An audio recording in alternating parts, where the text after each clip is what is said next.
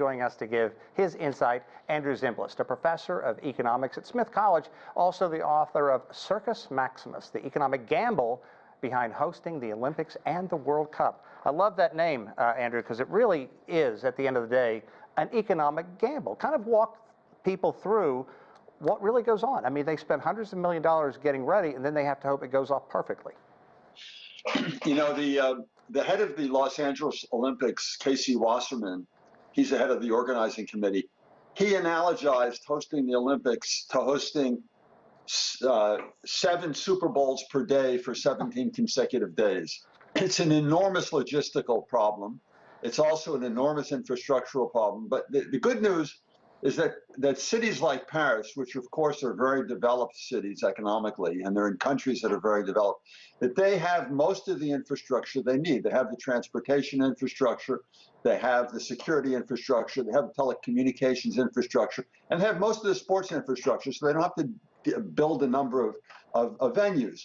And in Paris, they're building a natatorium for the swimming events. They're building the Olympic Village.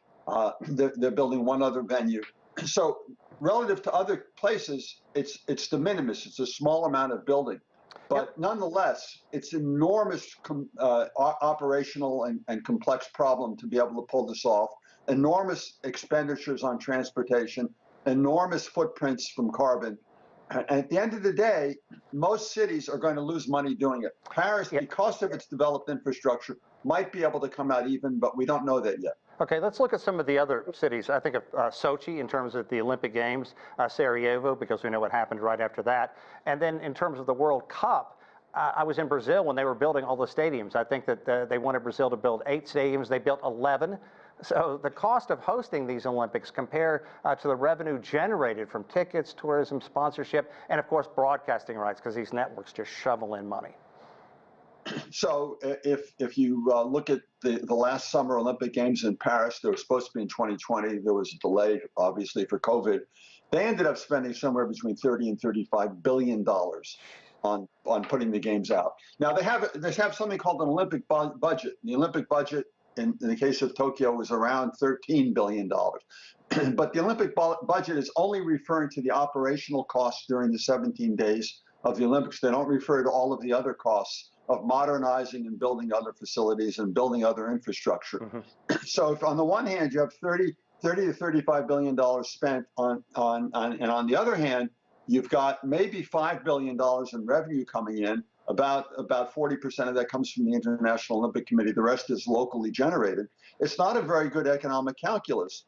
And to the extent that the Olympics make sense economically for a city, it's because it generates some ongoing momentum towards other activities. But the evidence for that is not very encouraging. Yeah, and it's so. Yeah, go ahead. And it's not like Paris needs a lot of trumpeting for people to come and visit it. So let's talk a little bit more about the typical economic rationale behind the huge infrastructure investment that happens.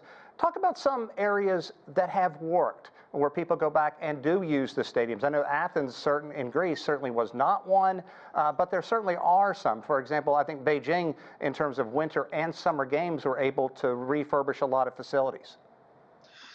Yeah, so look, one of the questions you have to ask yourself is, why didn't the facilities exist before the Olympics?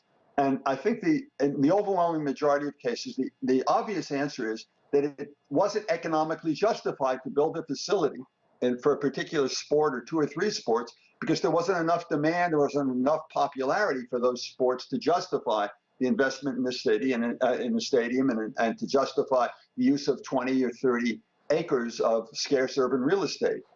And so if there wasn't enough economic demand prior to the Olympics, why would that change in any substantial way to 17 days later when the Olympics are over? And the answer is, generally it doesn't. Now, can they make some use of the stadium? Sure they can. The Bird's Nest in Beijing, they make some use of it. They run tours that they charge money for people to look at the Bird's Nest. But is it actively used in a useful and constructive way? Does it help the city's economic development? And in the overwhelming majority of instances, the answer is no, it doesn't. Yeah. And so that's a major problem. So when you're looking at Olympic costs, not only have to look at the initial cost of building your facilities and setting everything up and the operations, but then you have to ask, So you have all of these facilities. What are you going to do with them? Yeah. To operate them and to maintain them costs millions of dollars every year. And that's also an Olympic cost that you don't usually hear about when they talk about the Olympic budget. Okay, real quickly, because we have less than a minute, are there some areas that have been successful? I think that Barcelona in 1992 was successful, and that was because Barcelona had, after Franco died and they started to do democratic planning, they had an idea about what they wanted the city to do. And that idea coincided with some of the requirements of the Olympics. And so they made the Olympics work for them. In the vast majority of cases, the IOC comes in and says, here are our demands. Right. And the city has to contort itself to work for the Olympics.